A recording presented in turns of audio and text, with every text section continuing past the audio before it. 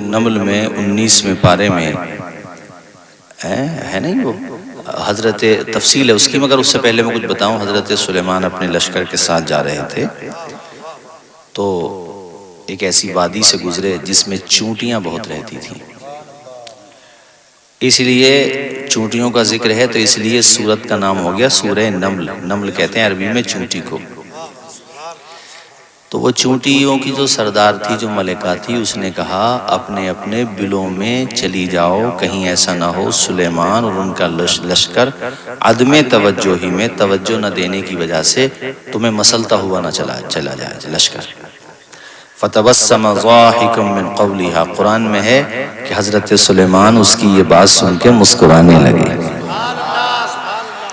تفسیر جلالین میں امام جلال الدین سیوطی المتوفی 911 ہجری فرماتے ہیں 3 میل کا فاصلہ تھا، یعنی تقریباً یہاں سے کندرکی سے بھی آگے نکلے گا ایریا۔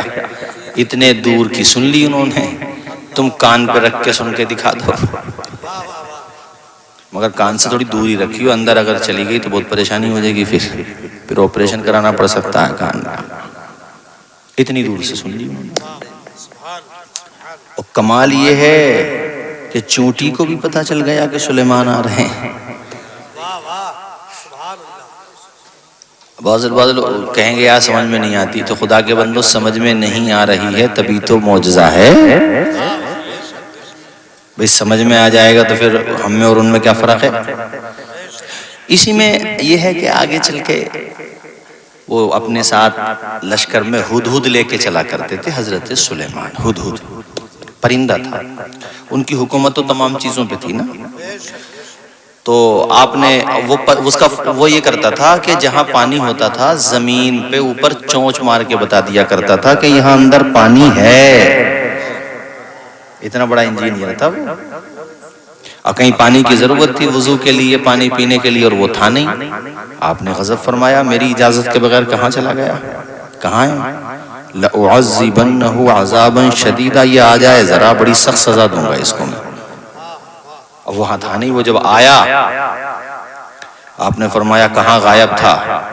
کہا حضور جو سزا دیں مجھے منظور ہے، مگر پہلے میری بات سن لیں۔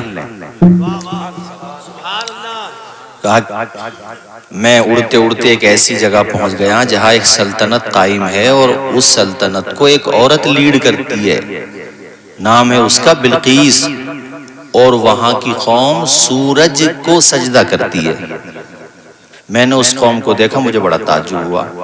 حضرت سلیمان علیہ السلام نے خط لکھا اسے بلقیس کو، توحید کی دعوت دی، اسلام قبول کرنے کی۔ خط کا آغاز تھا بسم اللہ الرحمن الرحیم سے۔ قرآن میں یہیں پر یہ آیت آئی ہے بسم اللہ الرحمن الرحیم۔ سورتوں کے شروع میں تو ہے، مگر قرآن کی آیت ہے تو وہ یہیں پر ہے، یعنی یہ خط سلیمان کی طرف سے ہے، یعنی پہلے اللہ کا نام پھر سلیمان۔ یہ خط وہاں پہنچا، وہ بھی جانتی تھی کہ سلیمان کتنی بڑی پاور ہے۔ آپ نے کہا ہم آئیں یا آپ آتی ہیں؟ اس نے اپنے وزیروں سے مشورہ کیا، وزیروں نے مشورہ دیا اپنے اپنے طور پہ، کسی نے کہ جنگ ہوگی تو ہم کب تک ٹک پائیں گے، کہ اس لیے بھلائی اس میں کہ چلیے وہاں پہ۔ تو یہ اپنے جہاں پہ یہ رہتی تھی، جو اس کا تخت تھا، تخت شاہی جس کو کہتے ہیں، بڑا قیمتی تھا، اور بڑا اس پہ سونا و چاندی، زیورات، اور بڑے باڈی گارڈز، بڑے فوجی دستے اس کی حفاظت پہ مامور تھے۔ 12 دروازوں میں وہ بند تھا، وہ بڑا بھاری تھا، کئی ٹن کا وہ تخت تھا، تخت شاہی۔ اس کو لوک کر کے اندر، اور پھر باہر فوجیوں کو کھڑا کر کے اپنے مخصوص وزیروں کو ساتھ لے کے یہ سلیمان علیہ السلام کی طرف آنے لگی۔ راستے میں چلتے چلتے وہ منزل قریب آ گئی کہ اب سلیمان کا تخت زیادہ دور نہیں تھا۔ آپ کو پتا ہے کہ بلقیس آ رہی ہیں، آپ کے ذہن میں یہ بات آئی کہ بلقیس آ رہی ہیں تو تخت تو نہیں لا رہی ہوں گی، تخت شاہی، کیوں نہ ایسا کروں کہ وہ بعد میں آئیں، ان کا تخت پہلے آ جائے، تاکہ وہ اپنا تخت جب میرے یہاں دیکھیں، کہاں میرے دربار میں، تو مجھ سے وہ پوچھیں گی کہ یہ تخت یہاں کیسے آیا، تو میں بتاؤں گا جس خدا نے مجھے طاقت دی ہے وہی خدا ہے، اسی کی عبادت کرو۔ جو اتنی سخت سیکیورٹی کے باوجود اور اتنا سب کچھ تم نے کیا، اس کے باوجود بھی ہم نے اس کی مدد سے تخت تمہارا یہاں منگوا لیا، تو اسی کا کہنا مانو۔ وہ بالکل قریب ہی آ چکی تھی، آپ اپنے نشست میں بیٹھے تھے، اور آپ کی محفل میں صرف جنات ہی نہیں ہوتے تھے، صرف انسان ہی نہیں ہوتے تھے، چرند پرند بھی ہوا کرتے تھے۔ آپ نے فرمایا وہ تخت چاہیے ہمیں۔ قال عفریت من الجن انا آتیک بہ قبل ان تقوم من مقامک۔ تو دربار میں ایک جن تھا، بڑا طاقتور جن تھا، عفریت کہتے ہیں ہیکل، اور بڑا طاقتور جو جن ہوتا اس کو عفریت کہا جاتا۔ اس جن نے کہا سرکار آپ اجازت دیں تو بلقیس کا تخت ہم لے کر کے آئیں گے، آپ کی محفل ختم بعد میں ہوگی، تخت پہلے آ جائے گا۔ آپ کی محفل بعد میں ختم ہوگی، تخت پہلے لے آئیں گے۔ حضرت سلیمان نے کہا محفل ختم ہونے سے پہلے اگر بلقیس آ گئی، تخت نے آیا، تو تخت آنے کا فائدہ کیا ہوگا؟ ہمیں اس سے پہلے چاہیے، حالانکہ اتنی دیر میں بھی لانا بڑی بات ہے، کئی سو میل دور ہے، وہاں جانا بھی ہے، دروازوں کا لوگ کھولنا بھی ہے، اسے اٹھانا بھی ہے، اور پھر واپس یہاں لانا بھی ہے، تو 4-5 گھنٹے کا ٹائم زیادہ تو نہیں لیا تھا جن نے؟ بہت کم لیا تھا۔ آپ نے کہا نہیں، اس سے جلدی چاہیے ہمیں۔ یہ جن کی طاقت تھی جو 4-5 گھنٹے میں لا رہا تھا، اب انسان کی طاقت سن، ذرا جھوم کے بولو، اب اللہ والے کی طاقت سن۔ قال الذي عنده علم من الكتاب، اب وہ بولے جن کے پاس کتاب کا علم تھا۔ یہاں سے علم کی اہمیت کا بھی اندازہ ہوتا ہے۔ انہوں نے کہا حضور اس سے بھی جلدی چاہیے۔ کہا آقا پلکیں بعد میں جب کی جائیں گی، تخت پہلے آ جائے گا۔ یہ بھی کر دیا، اور تمہارے مخدوم پاک نے یہ بھی کر دیا، یار یہ کیسے ہو گیا بھائی؟ تو اس سے پوچھو تخت کیسے آ گیا بھائی، یہ بتا۔ تخت کے بارے میں تو کچھ کہہ ہی نہیں سکتا، قرآن میں ہے وہ، اگر کہے گا تو ایمان سے جائے گا۔ اس لیے میں جلسوں میں یہ بات علماء سے بھی کہتا ہوں، دلیل مضبوط دو تاکہ سامنے والا چاروں خانے چیت ہو جائے۔ آج کل کچھ تقریریں مولویوں کے میں دیکھتا ہوں اپنے ہاں وائرل ہوتی رہتی ہیں، پتہ نہیں کیسی کیسی جھوٹی جھوٹی کرامتیں سناتے ہیں۔ جب سچی کرامتیں موجود ہیں، جھوٹی کیوں سنا رہے ہوئی؟ سچی سناؤ، قرآن سے سناؤ۔ یہ تو قرآن ہے، اس میں تو یہ بھی نہیں کہہ سکتے کہ یہ حدیث صحیح نہیں ہے، ضعیف ہے، اس کا راوی فلاں فلاں۔ اگر ضعیف کہے گا ایمان سے نکل جائے گا، ٹانگیں ٹوٹیں گی، الگ پبلک ہی مارے گی کہ قرآن کا بھی انکار کرنے لگا مردود۔ تو اہل قرآن سے بھی گیا گزرا ہو گیا۔ یہ تو قرآن ہے بھیا، یہ قرآن میں جو بتا رہا ہوں کہ پلکیں جھپکی جائیں گی، بعد میں تخت آ جائے گا پہلے۔ حضرت سلیمان کا زیادہ مرتبہ ہے یا ہمارے نبی کا زیادہ مرتبہ ہے؟ اگر سو کیوں رہے ہو؟ بریانی کھا کے سو گئے گا تم لوگ؟ کس کا مرتبہ زیادہ ہے؟ تو بات بالکل صحیح کہی ہے نا اعلیٰ حضرت نے، سب سے اعلیٰ وہ اعلیٰ، سب سے بالا وہ بالا، خلق سے اولیاء، اولیاء سے رسول، اور رسولوں سے اعلیٰ تو رتبہ ہمارے نبی کا سب سے بلند۔ چونکہ مقتدیوں میں تو سلیمان علیہ السلام بھی تھے، جب شب معراج آپ نے بیت المقدس میں نماز پڑھائی تھی، مقتدہ ہمارے نبی تھے، سب مقتدی تھے، امام تو ہمارے نبی تھے۔ تو ایک بات بتاؤ، جب نبی کا مقام سب سے بلند ہے تو ان کے امتیوں کے جو ولی ہوں گے، اس ولی کا مقام ان امتوں کے ولیوں سے بھی افضل ہوگا کہ نہیں ہوگا؟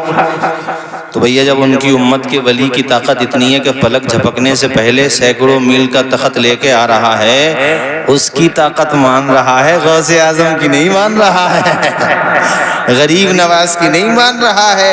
ارے اللہ کے بندے، یہ تو عقل سے بھی سوچ لے کہ جب ان کی امت کے ولی کی طاقت کا عالم یہ ہے تو ہمارے نبی کی امت میں پیدا ہونے والے ولیوں کے سردار غوث اعظم کی طاقت کا عالم کیا ہوگا؟ قرآن سے ابھی ایک جگہ میں گیا تو وہ غیر مقلدین کی طرف سے پرچی آئی، میں تقریر میں تھا، لاڈنو کی جگہ راجستھان میں، پرچی آ گئی، کہہ رہے یار کرامتوں کا ثبوت کہاں سے ہے بھائی؟ پرچی کسی بچے کا ہاتھ بھیجی تھی، میں نے کہا اگر اس مجمع میں بیٹھے ہوں پرچی بھیجنے والے تو کان کے پردے کھول کے سنیں، کرامتوں کے ثبوت کے لیے تمہیں بریلویوں کی کتاب پڑھنے کی ضرورت نہیں ہے، قرآن میں موجود ہے۔ اور الحمدللہ سنی بریلوی الگ سے کچھ نہیں کہتے، وہی کہتے ہیں جو قرآن میں ہے. سبحان اللہ. آ جاؤ بھائی اندر کو آ جاؤ، دونوں پہلوان اندر کو آ جاؤ. ماشاءاللہ جلسہ سننے کے لیے اللہ خوش رکھے. شاد و آمد. آ جاؤ بھائی، آ کے بیٹھ جاؤ. ارے بات سمجھ میں آئی آپ کے؟ کہاں ہے ثبوت؟ قرآن میں. میں تو قرآن سے بتا رہا ہوں آپ کو، اور پارہ ہی بتا رہا ہوں، پارہ نمبر 19 سورہ نمل. جا کر کے پڑھ لیو ترجمہ. تم کہو گے حضرت انہوں نے کہا ہی تو تھا پلک جھپکنے سے پہلے لا دوں گا. کیا پتہ لے کے آئے نہیں آئے. فلما رآہ مستقرا، لے کے آئے. پلکیں جھپکنے سے پہلے جب دیکھا نا تو تخت وہیں پہ پڑا ہوا تھا. پتہ نہیں یار ولیوں سے. ارے کچھ میں نے مانا، جیسے ابھی ہمارے عزیزم مولانا بلال اتاری صاحب ماشاءاللہ دعوت اسلامی میں کام کر رہے ہو، بڑا اچھا کام کر رہی ہے تنظیم دعوت اسلامی کی تحریک. میں نے دیکھا ملک کے الگ الگ حصوں میں بڑا کام کر رہے ہیں دین کا. میں بھی راجستھان گیا، اتنا شاندار کالج بنایا ہے سجان گڑھ میں، بڑا کام کیا دین کا ان لوگوں نے. اللہ سلامت رکھے اس تحریک کو. تو میں یہ بتا رہا تھا آپ کو، میں مانتا ہوں کہ چلو کچھ ڈھکوس جیسے آپ کہہ رہے تھے بات صحیح ہے. کچھ ہمارے ہاں بھی جہالت کا فائدہ اٹھاتے ہیں، رنگ برنگی کپڑے پہن لیے، ایک ٹائم کی نماز نہ پڑھ رہے. مریدوں نے کہا میاں نماز نہ پڑھ رہے، بولے ہم مدینے میں پڑھ لیں. وہ مرید بھی اتنا سیدھا بالکل. یار میں کیا کہوں، مرید کو بھی بعض دیکھو جہالت نہیں ہونی چاہیے مریدوں میں بھی، کہ میاں ہیں بھائی، میاں نے کہہ دی تو صحیح کہی ہوگی. ابھی الو کے پٹھے کیسا مرید ہے بھائی تو کم سے کم اس سے یہ بھی تو کہے کہ جب میاں تم مدینے میں نماز پڑھ کے آؤ تو وہاں سے بڑھیا کھانا کا ملے گا، وہیں کھا کے آ جا کرو کھانا بھی. اہل سنت کی پہچان یہ ہوتی ہے کہ وہ اپنے یا بیگانے کی پرواہ نہیں کرتا، جو حقیقت ہوتی ہے اس کو بیان کرتا ہے. تو کہ جو ڈھکوسلے باز پیر ہیں نا، ان کی بات میں نہیں کرتا، مگر بات یہ ہے ناک پہ مکھی بیٹھے گی تو مکھی کو اڑائیں گے، ناک کو نہیں اڑائیں گے. کچھ کمیاں ہم میں آ گئی ہیں تو کمیوں کو برا کہو، عقیدے کو برا نہ کہو. یہ نہیں ہے کہ تم اصلی ولیوں کا بھی انکار کر دو، ایسے تو غلط ہو جائے گا. مارکیٹ میں 10 دکانیں ہیں، اس میں 5 ڈاکو ہیں، لٹیرے ہیں، اچھلتا ہوا تولتے ہیں، دھوکہ دیتے ہیں، ڈپلیکیٹ مال بیچتے ہیں، تو باقی جو 5 اچھے ہیں وہ کیسے برے ہو جائیں گے بھائی؟ بروں کو برا کہو، اچھوں کو اچھا کہو. یہ نہیں ہے کہ آج کل ہم جیسے مولویوں کی وجہ سے تم علماء سے بزن ہو جاؤ. غلط بات ہے. علماء ہوتے ہیں، ان کا ذکر قرآن میں آیا ہے. ہاں یہ نہیں ہے کہ تم غریب نواز کے بارے میں بھی اناپ شناپ کہنے لگو، مخدوم سمنانی کے بارے میں بھی کچھ بھی نہیں. غلط بات ہے. اللہ کا ولی اللہ کا ولی ہوتا ہے. بات سمجھ میں آ رہی ہے بھائیو؟ پلک جھپکنے سے پہلے تخت وہیں رکھا ہوا تھا، اور جب تخت وہاں آیا تو حضرت آصف بن برخیہ نام ہے ان کا، جو حضرت سلیمان کے یہ صحابی ہیں جنہوں نے تخت لا کے رکھا تھا. انہوں نے گھمنڈ والی بات نہیں کی، کہا ھذا من فضل ربی، یہ میرے رب کا فضل ہے میرے اوپر. اس سے پیغام دے دیا کہ مال والو، دولت والو، علم والو، اللہ تمہیں مرتبہ عطا فرمائے، علم عطا فرمائے، دولت عطا فرمائے. کبھی اکڑنا نہیں، بلکہ وہی کہنا جو حضرت آصف نے کہا تھا. مکان بنا لیا تو کہو ھذا من فضل ربی. تم عالم بن گئے، بہترین عالم بن گئے، تب بھی کہو ھذا من فضل ربی. تم نے رمضان شریف میں قرآن سنا دیا، سبحان اللہ، تو کہو ھذا من فضل ربی.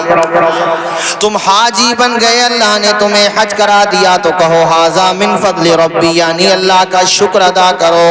یعنی کبھی زبان سے بڑا جملہ نہ بولو. یاد رکھو جو اکڑتا ہے خدا کا غضب اسے ایک دن ضرور پکڑتا ہے. میری بات سمجھ میں آ رہی ہے بھائی؟ جس ٹہنی پہ جتنے پھل آئے اتنی جھکنی چاہیے نا وہ، ورنہ ایسے بھی صحیح نہیں ہے. بعض میں نے ایسے بھی دیکھے اپنے مسلمانوں میں، ذرا سارے مالدار ہو جائیں گے تو غریب رشتہ داروں سے نگاہیں پھیر لیں گے. بھائی تو کیا پھٹ جائے گا بھائی، تو غریب رشتہ داروں کو نہیں پہچاننی ہے بھائی. دولت مند ہو گیا اور مزدوری کرتے ہیں تو ان کی مزدوری نہیں دے گا وقت پہ، اپنے گھر کے سب کام کرے گا. کسی کمزور کی بد دعا لے کے مالدار بنے تو کیا بنے یار، ایسی مالداری سے غریبی اچھی. مالدار بنو تو پھر غوث اعظم کی 11ویں بھی کرو، سبحان اللہ. مالدار بنو تو راہ خدا میں خرچ بھی کرو، ورنہ مالدار تو کتنے گھوم رہے ہیں. اور ایک بات بتاؤں، میں جملہ کہہ دوں، اجازت ہے، برا تو نہ مانو گے بھائی؟ تمہیں تھوڑی کہہ رہا ہوں جو برا مانو گے، جسے لگا اسے لگے. اللہ تعالیٰ اگر کروڑ پتی بنا سکتا ہے نا تو کٹورا پتی بھی بنا سکتا ہے. ایک جگہ میں جلسے میں گیا تو بیچارے بڑے مایوس سے تھے، وہ ہمارے مدرس صاحب بھی تھے اور متولی کہہ رہے تھے حضرت بڑا دل دکھتا ہے، بڑی مشکل سے چندہ کرتے ہیں مدرسے پہ، ادھار ہو گیا، کوئی کسی کو خیال نہیں آتا۔ تو میں نے تقریر اسی پہ کی، میں نے کہا ویسے تو تمہارے گاؤں میں بڑی بڑی بلڈنگیں نظر آ رہی ہیں، بڑے مالدار کی پونچھ بنے گھوم رہے ہو تو میں نے کہا اللہ کی راہ میں تم سے پیسے خرچ نہیں ہوتے۔ میں نے کہا مردودو، اگر تمہارے اوپر عذاب کب کا آ جاتا یہ مدرسہ نہ چل رہا ہوتا تمہارے گاؤں میں تو۔ میں نے کہا تم سو کے اٹھتے ہو 9-10 بجے، اور جس مدرسے میں تم پیسے نہیں دینا چاہتے نا، اس مدرسے کے بچے آذان فجر سے پہلے قرآن شریف پڑھنے کے لیے اٹھ جاتے ہیں، ان کے مقام کو پہنچ جاؤ گے تم؟ ارے اماموں کو اور مولویوں کو دھمکی میں لے رہے ہو؟ ابے ہفتے میں ایک ٹائم کی نماز پڑھ رہے ہیں کتنے لوگ؟ یہ امام ہوتا بیچارہ 12-13 ہزار 15 ہزار روپے میں 24 گھنٹے کی ڈیوٹی دیتا ہے، صبح فجر کی اذان دیتا ہے، اس کے مقام کو تو پہچانو آپ۔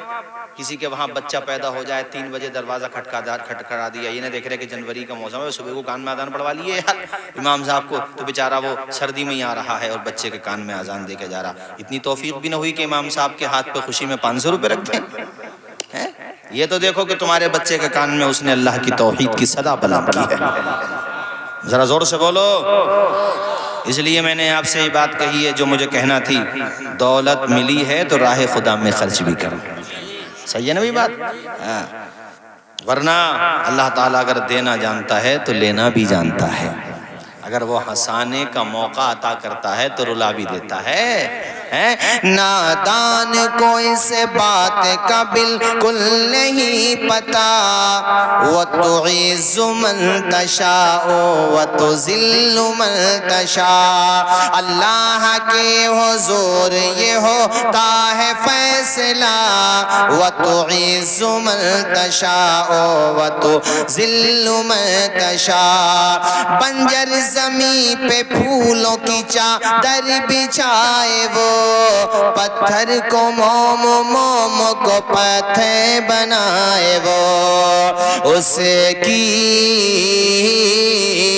اس کی رضا سے زہر بھی بن جاتا ہے دوا، وَتُعِزُّ مَن تَشَاءُ وَتُذِلُّ مَن تَشَاءُ، بے جان نوازشات کی بارش فضول ہے۔ آج کل مسلمانوں کو ذلیل کرنے میں لگے ہوئے ہیں نا کچھ لوگ، اس لیے شعر سنو، بے جان نوازشات کی بارش فضول ہے، ہم کو ذلیل کرنے کی سازش فضول ہے، اپنا قدم قدم پہ نگہبان ہے خدا، بولو وَتُعِزُّ مَن تَشَاءُ وَتُذِلُّ مَن تَشَاءُ، اللہ کے حضور یہ ہوتا ہے فیصلہ، جھوم کے پڑھو، وَتُعِزُّ مَن تَشَاءُ وَتُذِلُّ مَن تَشَاءُ، شداد نے بنوائی جو جنت زمین پر، خوش تھا کہ اب جھکے گی خدائی میرے در پر، خود ہی نہ دیکھ پایا وہ دنیا سے چل بسا، وَتُعِزُّ مَن تَشَاءُ وَتُذِلُّ۔ ایک بات دماغ میں بٹھا لو آج کی تقریر کے نچوڑ کے طور پہ، کہ جس کو جو بھی عزت ملتی ہے نبی کی چوکھٹ سے ملتی ہے۔ اللہ سے مالداری مانگو، دل عثمان غنی کا مانگو، اللہ سے علم مانگو، فیضان امام غزالی کا مانگو، تب بات بنے گی، ورنہ مالدار تو حضرت کتنے آئے چلے گئے، عثمان غنی کا نام کیوں زندہ ہے؟ بولو زور سے بولو۔ اسلام عزت دیتا ہے، نبی کی چوکھٹ عزت دیتی ہے۔ بلال حبشی کا واقعہ کسے پتہ نہیں ہے؟ بتاؤ۔ ایک باندی کے بیٹے تھے، غلام تھے، مگر دل نبی کو دے دیا۔ گوروں کے بھی سردار ہیں، ان کے نام سے ایسے محبت کا رس ٹپکتا ہو، ان کا نام لو تو دل کو سکون ملتا ہے۔ وہ اسلام کے پہلے مؤذن حضرت بلال، جس کے غلام تھے، اتنا مارتا تھا امیہ، پہلے کسی اور کے تھے، اس نے بیچا، امیہ نے خریدا، پھر امیہ بھی مارتا تھا۔ ایسے غریب کا تو ہوتا کون ہے، اور وہ بھی پھر ان کی آئیڈیالوجی کے خلاف، جس کے وہ دشمن اس کا وہ کلمہ پڑھتے تھے۔ ڈرتے نہیں تھے، اس کو ایمان کی طاقت کہتے ہیں۔ آج تمہیں ایمان کی طاقت دیکھنی ہو تو میرے فلسطینی بھائیوں کی امداد کرو۔ مکانوں کی چھتیں نہیں بچیں، دیواریں نہیں بچیں، پوری آبادیاں ملبوں کا ڈھیر بن گئی، ویڈیو میں دیکھ لیا ہوگا۔ مگر پھر بھی اللہ کی قسم، آسمان کی طرف سر اٹھا کر کے وہ مظلوم قوم کہہ رہی ہے مالک جان بھی چلی جائے مگر ہم تیرے دین کا دامن نہیں چھوڑیں گے۔ حضرت بلال کی داستان، تپتی ہوئی ریت میں لٹا دیا جاتا، کپڑوں کے ساتھ نہیں، صرف سطر چھپانے کی جگہ چھوڑتے تھے، باقی پورے بدن سے کپڑے اتار لیا کرتے تھے۔ اور اس کے بعد وہاں کی ریگستان کی، پتہ نہیں آپ میں سے کتنے لوگوں نے حج کیا ہوگا، دیکھا ہوگا کہ دوپہر کے وقت میں فرش پہ پاؤں نہیں رکھا جاتا، ریت کا کیا حال ہوتا ہوگا۔ وہ ریت نہیں تھی، گویا کے انگارے بن جاتے تھے، اسی پہ لٹا دیتے، صرف خون نہ نکلتا تھا، چربی نکلنے لگتی تھی، اور اس نکلی ہوئی چربی پہ پھر وہ لوگ ریت کو مسئلہ کرتے تھے۔ کتنی تکلیف ہوتی ہوگی، ہم پڑھیں تو ہمارے رونگٹے کھڑے ہوتے ہیں، مگر بلال تیرے ایمان کو سلام، بلال تیری محبت کو سلام، بلال تیری وفا کو سلام، بلال تیری ادا کو سلام، بلال تیرے جذبے کو سلام، بلال تیرے عشق مصطفیٰ کو سلام۔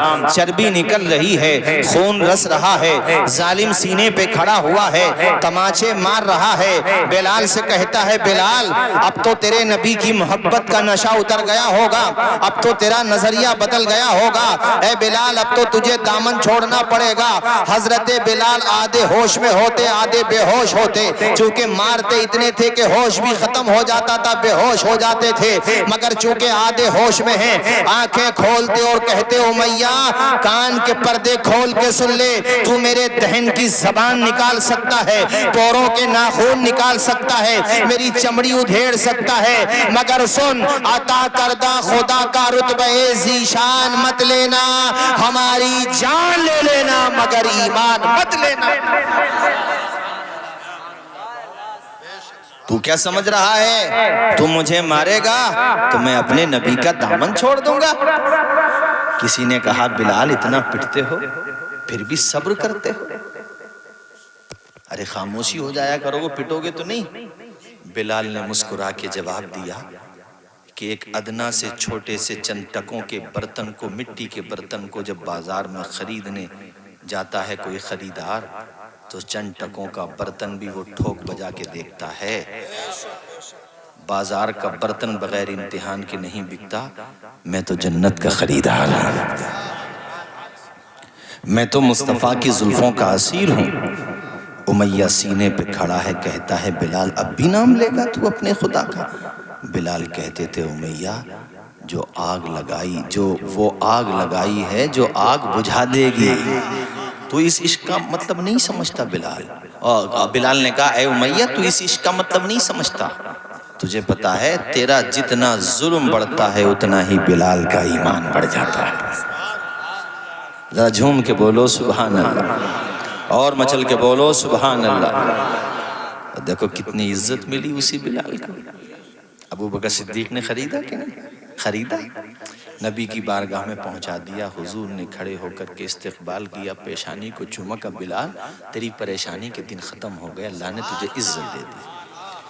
اور اسلام کے دامن میں وہ عزت ملی کہ اسلام کے اور مسلمانوں کے سب سے پہلے مؤذن بننے کا کسی کو اعزاز ملا تو حبشہ کے بلال کو ملا۔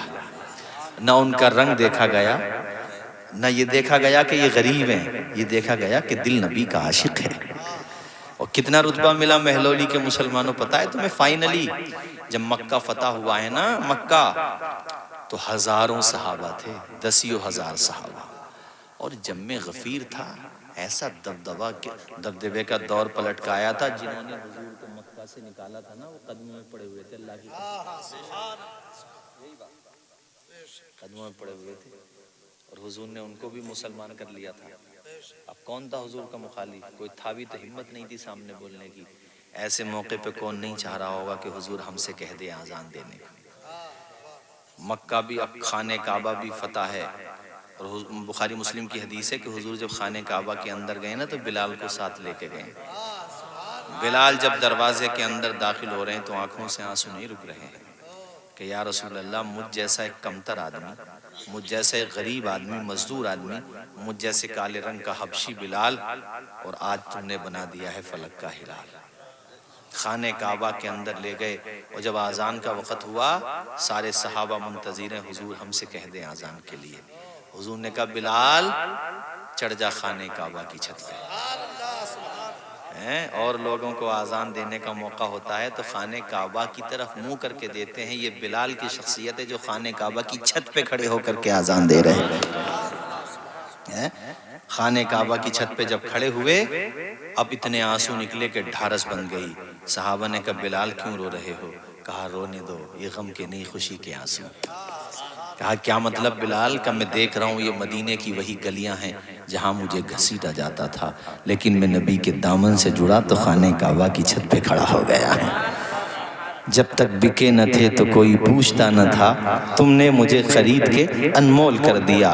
کھڑے ہیں اور ایسے کان پہ ہاتھ رکھا، اب فوراً ذہن میں آیا یا اللہ مدینے میں آذان دیتا تھا چہرہ کرتا تھا قبلے کی طرف، سفر میں آذان دیتا تھا چہرہ کرتا تھا قبلے کی طرف، بدر میں آذان دی، احد میں آذان دی، حنین میں آذان دی، یا اللہ میں نے مختلف جنگوں کے موقع پر جنگوں کے میدانوں میں آذانیں دی تو چہرہ قبلے کی طرف کیا، آج تو خود قبلے پہ کھڑا ہو گیا ہوں، آج چہرہ کدھر کو؟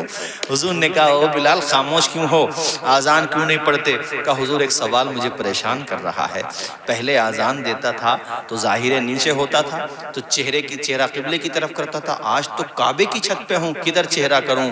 حضور نے کہا بلال تم جہاں کھڑے ہو وہ کعبہ ہے، جدھر دیکھ رہے ہو وہ کعبے کا کعبہ ہے۔ ہمیں دیکھتے جاؤ آذان پڑھتے جاؤ۔ دی حضرت بلال نے کعبے سے جب صدا حیا علی الصلاۃ، پڑھو حیا علی الصلاۃ، حی جم کے پڑھو۔ دی حضرت بلال نے کعبے سے جب صدا حیا علی الصلاۃ، حیا علی الصلاۃ، عرش بری پہ رب نے بلا یا حضور کو، جبریل آئے اور جگایا حضور کو، اپنی رضا کا جام پلا یا حضور کو، چلنے لگے تو رب نے بتایا حضور کو، امت سے جا کے کہنا یہی تحفہ ہے ملا، کیا حیا علی الصلاۃ، اونچا پڑھو حیا علی الصلاۃ، حیا علی الصلاۃ، اسلام کے علم کو اٹھا یا حسین نے، امام حسین کے نام پہ جتنی آواز ہے اتنی آواز میں بولو سبحان اللہ۔ اسلام کے علم کو اٹھا یا حسین نے، باطل کے آگے سر نہ جھکایا حسین نے، کیا چیز ہے نماز بتا یا حسین نے، سجدے میں اپنے سر کو کٹایا حسین نے، یہ دشت کربلا سے اب بھی آتی ہے صدا، حیا علی، جھوم کے پڑھو حیا علی الصلاۃ، جس کو بھی عزت ملتی ہے نبی کی چوکھٹ سے ملتی ہے۔ غوث اعظم کو عزت ملی نبی کی چوکھٹ سے۔ غوث اعظم کا بیک گراؤنڈ بھی تو دیکھو میرے بھائی، نہ ماں کا جواب ہے نہ باپ کا جواب ہے، لاجواب اگر ماں ہے تو لاجواب باپ بھی ہے، اور دونوں کا سلسلہ نسب رسول پاک تک پہنچتا ہے، ایک طرف سے امام حسن تک عبداللہ محض، پھر حسن مصنف، پھر امام حسن، اور دوسری طرف سے یہ سلسلہ پہنچتا ہے امام زین العابدین تک، اور وہ بیٹے امام حسین کے، اور وہ بیٹے مولا علی کے، زور سے بولو، یا یہ کہہ لو ہاں مولا علی تک، اور پھر ادھر سے حضرت فاطمہ کے ذریعے ہمارے پیارے نبی تک۔ نجیب الطرفین ہے، تم نے واقعہ تو سنا مشہور ہے، سیب ہی تو کھایا تھا، وہیں پہنچ گئے تھے باغ میں، انہوں نے بھی جب دیکھا اتنا نیک لڑکا کہاں ملے گا، بیٹی ان کی بھی جوان تھی، سبحان اللہ۔ پہلے رشتوں میں دینداری دیکھی جاتی تھی، جب سے مال دیکھنے لگے تب سے جھگڑے شروع ہو گئے، اور جسے جھگڑنا ہے اسے زمین بھی نام کر دو مانے گئی نا، وہ ٹینٹ وہ اور دبا دے گا سسر کا۔ ہاں صحیح ہے بات۔ اور ایسی لڑکی والوں سے بھی کہوں گا تم بھی لڑکے کی دینداری دیکھو، لڑکا اچھا نہیں ہے، مالدار کتنی ہے، سکون سے نہیں رکھے گا تیری بیٹی کو۔ وہ 10,000 کماتا، 15,000 روپے کماتا، محنت مزدوری کرتا، حلال روزی کھاتا، اس امیر سے اچھا ہے جو نمبر 2 کا کھاتا۔ بات کم و سچی اگرچہ لگے کڑوی۔ ہاں، رشتوں میں تاخیر نہ کرو، نہ لڑکی والے نہ لڑکے والے۔ اور ایک بات دماغ میں بٹھا لو، کسی کے دینے سے بھلا نہیں ہوتا، بھلا تب ہوتا جب وہ دے جس نے پیدا کیا ہے۔ ہاں، لڑکی کو شریعت نے حق دیا وہ دو، لیکن بلا وجہ کی رسومات پیدا نہ کرو کہ ابھی شادی نہ ہوئی اور 5 لاکھ پہلے ہی اٹھا لیے۔ اب تو ٹرک تو چل رہے ہیں اپنے ادھر تو علاقے میں نے کہا بلڈوزر اور چلاتے ہو، یوگی تو چلا رہے ہیں، تم بھی چلا دو بلڈوزر، وہ عمارتیں توڑ لیں تم کمر توڑ لے ہو، یہ بات ایک ہی ہے۔ بتاؤ، جس کی چاند بیٹیاں جوان ہے رات میں فکر میں سو نہیں رہا، یہ مسلمان ایک دوسرے کی ہمدردی کیا کرے گا جب اپنے سمدھی کا نہ کرتا؟ تو سمدانے میں ذرا ساری قدر نہ ہو تو ناک کھلا کے بیٹھ جا، بالکل جیسے کلیان سنگھ سمجھ لو، سوکھا ہوا بیٹھا۔ میں نے کہا جاتا کون ہے بھی سسرال؟ مولانا قدر نہ آبے، قدر کی پونچھ لے کے گھوم رہا ہے تو یہ دیکھ قدر کس کی نہیں ہوگی، کچھ تیری بھی کمی ہوگی۔ جھگڑے ختم کرو، کسی کی دھی بیٹی کو تکلیف نہ دو، اور بیٹیوں تم سے بھی کہتا ہوں دلہن بن کے آؤ تو اپنے شوہروں کی گھروں کو جنت کا نمونہ بنا کر کے دکھا دو، تاکہ تمہارے ساس سسر بھی تعریف کریں کہ ماشاءاللہ دلہن تو یہ آئی ہے، اگرچہ جہیز کا سامان کم لائی ہے مگر سینے سے لگا کے قرآن لائی ہے۔ بولو ہماری بات غلط ہے؟ انہوں نے کیا کہا، باغ کے مالک نے، ارے اس سے بڑھیا لڑکا کہاں ملے گا، کہ سیب کھا لیا تو پوچھنے آیا ہے۔ ابھی کہہ رہے تھے نا آپ، وہ زیادہ غیر محتاط ہے، کوئی ناجائز تھوڑی ہے، کوئی توڑا تھوڑی تھا، انہوں نے بہتا ہوا جا رہا تھا وہ۔ بھئی توڑتے تو سمجھ میں آتا ہے، غیر محتاط ہے، ناجائز بھی نہیں ہے، بہتا وہ تو ضائع ہو نہیں تھا، کام میں آ گیا اور اچھی بات ہے، مگر احتیاط کے خلاف تھا۔ انہوں نے سوچا اس لڑکے کو روکتا ہوں اور دیکھتا ہوں اور برت کے دیکھتا ہوں، کبھی تمہاری غلطی تو معاف ہو جائے گی مگر تمہیں ہمارے باغ میں رہنا پڑے گا۔ کہا منظور ہے، بس قیامت کے دن میرے نانا کے سامنے دامن نہ پکڑنا۔ جب نانا کہا تو کہا بیٹے تم سید بھی ہو؟ کہا ہاں میں سید ہوں۔ تو دل کو اور بھاگے، چونکہ یہ بھی سید ہیں اور یہ بھی سید ہیں، جو باغ میں آیا وہ بھی سید، جس نے باغ لگایا وہ بھی سید۔ آئے ہے جم کے نہیں بولو گے سبحان اللہ؟ آدمی کے اندر یہ بات ہونا چاہیے کہ اللہ نے جتنا نصیب میں لکھ دیا ہے وہ ضرور ملے گا، جو نہیں لکھا ہے وہ نہیں ملے گا۔ تو کسی کی مینڈیں کاٹنے سے مونچھ بڑی نہیں ہوتی ہے، کسی کے لبوں پہ مسکراہٹ کے گلاب کھلانے سے مونچھ بڑی ہوتی ہے۔ یہ نہیں ہے کہ خاندان کی طاقت بڑی ہے، سیاسی طاقت بڑی ہے تو مینڈیا کو سکون سے نہیں رہنے دیتا، اپنے پڑوسی کا خون پیتا ہے، غریب کو ستاتا ہے۔ یہ نہیں ہونا چاہیے، اسلام نہیں، یہ نہیں ہے۔ اسلام کسی کو رلانے کی بات نہیں کرتا، اسلام تو روتے ہوئوں کو ہنسانے کی بات کرتا ہے۔ ہم جس نبی کا کلمہ پڑھتے ہیں ان کی شان اعلیٰ حضرت بیان کرتے ہوئے کہتے ہیں، جب آ گئی ہے جوش رحمت پہ ان کی آنکھیں جلتے بجھا دیے ہیں، روتے ہنسا دیے ہیں، اللہ کا جہنم اب بھی نہ سرد ہوگا، تم نے تو چلتے پھرتے مردے جلا دیا۔ اللہ کیا جہنم اب بھی نہ سرد ہوگا، رو رو کے مصطفیٰ نے دریا بہا دیا۔ کسی کو رلایا تو کیا مسلمان، کسی روتے ہوئے کو چھپایا تو ہو مسلمان۔ حضرت آپ نے یقیناً ہمارے اہل علم تشریف فرمائے، بخاری شریف میں یہ حدیث یقیناً ہمارے اہل علم نے پڑھی ہوگی کہ پچھلی امت، حضور فرماتے ہیں پچھلی امتوں میں 2 آدمیوں نے زمین کا کاروبار کیا، ایک نے زمین بیچی، دوسرے نے خریدی۔ جس نے زمین خریدی اس نے جب اس زمین میں کھودا، اس میں کچھ اس کو سینچائی کرنا تھی یا کچھ فصل اگانا تھی، یا اگر وہ پلاٹنگ کی زمین تھی، پلاٹنگ مطلب گھر کی زمین تھی تو گھر بنانا ہوگا، اس نے جب اس کو کھودا تو اس کا نصیب دیکھو کتنا اچھا، اس میں نکلا سونے سے بھرا ہوا مٹکا۔ کیا نکلا؟ سونے کا۔ تو یہ اس کے گھر پہ پہنچ گیا جس سے زمین خریدی تھی، میں مٹکے کے، لیجئے لگتا ہے آپ دفنا کے بھول گئے۔ اب پہنچ جائے گا کوئی؟ اب تو وہاں پہنچے گا کہ پتہ بھی نہیں چلے گا گئے کہاں۔ سگے ابا سے بھی چھپا لے گا اگر بیٹا ہے تو، کھیت میں مثال کے طور پہ کھیت میں فصل اگانے گیا تھا یا کسی کے مکان کی نیم بھری جا رہی تھی اور پتہ یہ چلا کہ ارے بھیا ہے، بھیا کہا بیٹا کیا دیکھ رہے ہو بھائی کیا دیکھ رہے ہو؟ ارے کچھ نہ یار سانپ نکل رہا ہے، آج ذرا سانپ دیکھ لیں، تو جا تو دوسرا کام کر لے، اسے بھی چھپا لے گا۔ اور یہاں اجنبی ہے مگر اس کی چوکھٹ پہ پہنچ گیا جس سے خریدا تھا۔ اور تو تم کیا ہنس رہی ہو، تم بھی کم نہیں ہو۔ ہاں سب تو نہیں، مگر اگر ایک پتہ چلا گھر میں 4 لڑکیاں اور ایک پہ بھی تھوڑا سا 58 بھر بولے ہیں 54 بھر بولے ہیں، 54 بھر بھی سونا کم ہے تو بھائی صاحب سمجھ لو اس گھر میں چین نہیں آ سکتا جب تک 54 بھر پورا نہ ہو جائے گا۔ بعض عورت ایک دفعہ بھی مجھے کسی کی یاد آتی ہے، بتاتی ہیں، کہہ رہی تھی مولانا پھگنی سے مارتی ہے، بڑھیا کہہ رہی تھی پھگنی سے مارا مجھے۔ میں نے کہا کیا ہو گیا؟ کہا مولانا کیا بتائیں، ہماری ایک بہو کا سونا 54 بھر کم رہ گیا۔ تو میں نے کہا بھیا بنوا دو، ابھی تو پھگنی سے مارا، کہیں ایسا نہ ہو چیمٹے سے مارے۔ تو اے میری ماں بہنوں صبر کرو، کیا کرو؟ صبر کرو۔ ہاں بعض عورتیں ایسی بھی ہیں کہ صبر کر کے دکھایا اور گھر بنا کر کے دکھایا انہوں نے۔ الحمدللہ بولو الحمدللہ۔ جس کے مکان پہ پہنچے، جس سے زمین خریدی تھی، اس نے کہا میں نے تمہیں زمین بیچ دی، تم نے خرید لی، تم نے پیمنٹ دے دی، مجھ پہ پیسے آ گئے، اب یہاں کیا کرنے آئے ہو؟ تو انہوں نے اس مٹکے سے کپڑا ہٹایا، کہا تمہارا سونا واپس کرنے آیا ہوں۔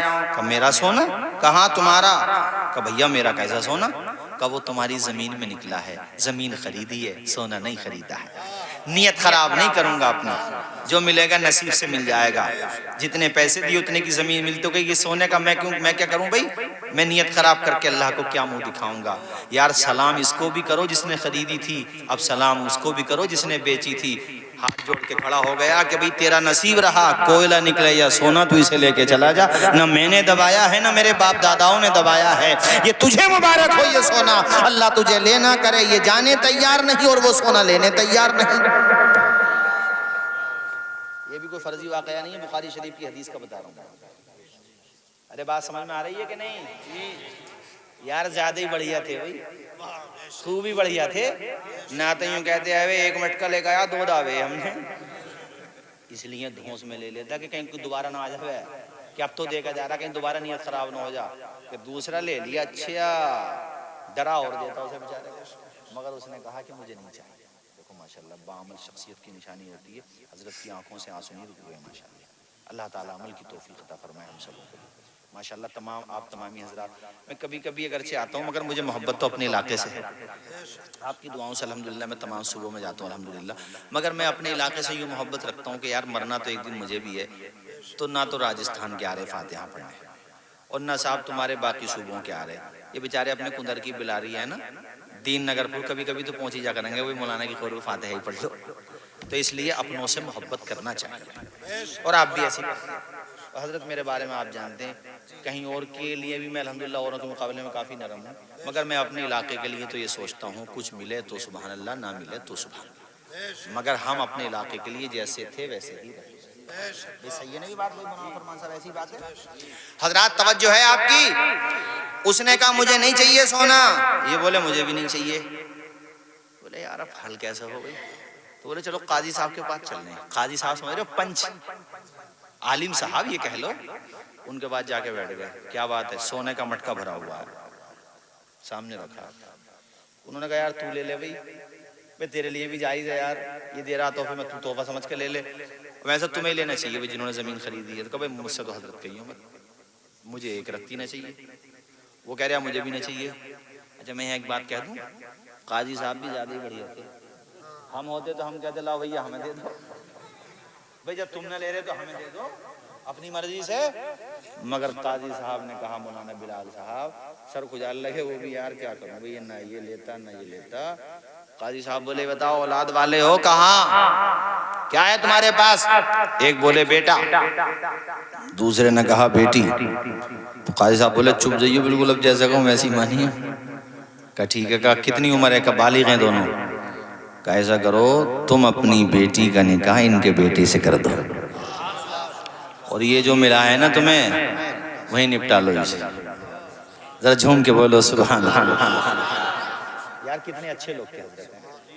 آج تو بھیا چمچی نکل جانا سونے کی چمچی تو مراد آباد کو نہ جاگا کہ خطرہ ہے ادھر کو جاؤں میں چندوسی کو نکل جائے گا ادھر کو بٹیا بٹیا بتاؤ اس اور سے بولو. اور راستے میں اگر کوئی دوست مل گیا نا مہرولی کا جگری ہو جاؤ کہاں جا رہی ہے واقعہ نا ابھی جلدی میں ہوں ایمرجنسی آج نہ مل کل کو بات کروں گا. نور خضرا سے دل جگمگا لیجئے نور خضرا سے دل جگمگا لیجئے اپنا سینہ مدینہ بنا لیجئے اپنا سینہ مدینہ بنا لیجئے. جو بھی دیکھے وہ شیدا نبی کا کہے جو بھی دیکھے وہ شیدا نبی کا کہے اپنا کردار ایسا بنا لیجئے. جھوم کے بول دیجئے. تیرے دل پہ ہوتا ری اداسی اگے تیرے دل پہ ہوتا ری اداسی اگے نعت صلی اللہ گنگنا لیجئے نعت صلی اللہ بولو نعت صلی اللہ گنگنا جھوم کے بول دیجئے نعت صلی اللہ گنگنا. صرف سیب ہی تو کھایا تھا.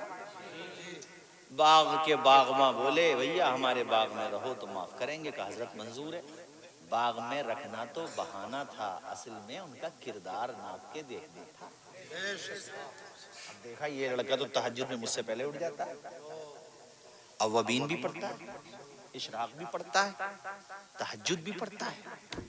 کتنا اچھا لڑکا ہے. اب من بنا لیا کہ اپنی بیٹی کا نکاح اسی سے کروں گا. صرف کردار دیکھا یہ اب بھی نہ پوچھا کہ کرنا کیا ہے مال کتنا نہیں.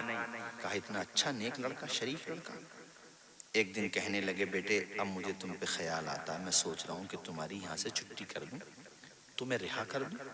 تم نے اپنی غلطی کا محاسبہ کر لیا اور اس غلطی کے عوض ہم نے تمہیں جو سزا دینا تھی وہ دے دی یہاں رکھا تمہیں. اب تم ایک بات ہماری اور مان لو تو ہم تمہیں آزاد کر دیں. کہا وہ بات بھی مجھے منظور ہے بس میری غلطی معاف کر دو.